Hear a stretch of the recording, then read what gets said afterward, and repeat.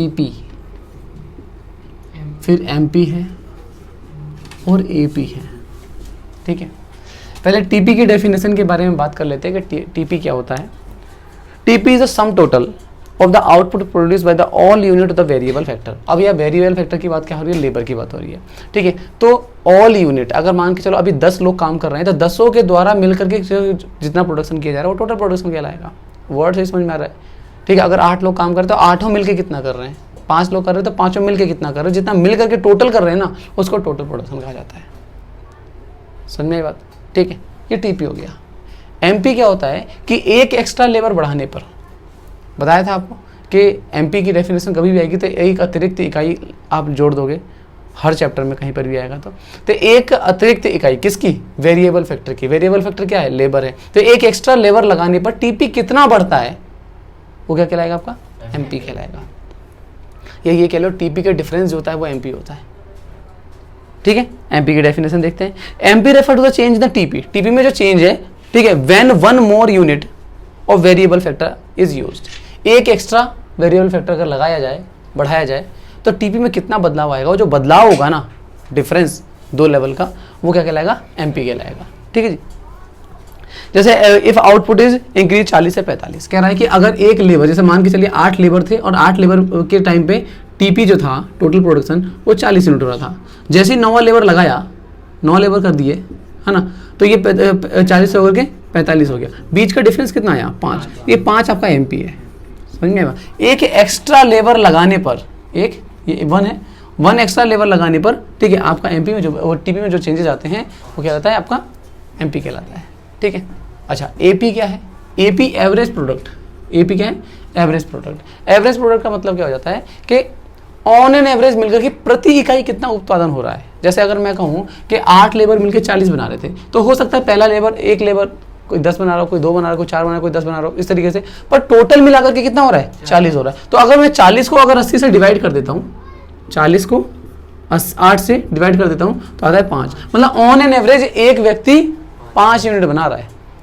Exact नहीं है ये, हो सकता है कोई 5 से ज़्यादा ही बना रहा हो सकता है 5 से कम भी बना रहा, पर ऑन एन एवरेज, तभी से कहा गया एवरेज प्रोडक्ट। समझ में बात? एवरेज प्रोडक्ट तो कैसे निकलता है, एवरेज प्रोडक्ट टीपी अपॉन में एल। ठीक है जी। तो ये आ गया AP is the output per unit variable factor. एक यूनिट पे, एक वेरिएबल फैक्टर यूनिट पे कितना प्रोडक्शन हो रहा है, ये क्या कहलाता है, आपका एपी कहलाता है। ठीक है, AP refer to the physical output per unit of the variable factor use in the process of production. Production के अंदर जो वेरिएबल फैक्टर का इस्तेमाल हो रहा है, उस एक प्रति इकाई पर कितना प्रोडक्शन हो रहा है वो कहलाता है आपका एवरेज प्रोडक्ट कहलाता है।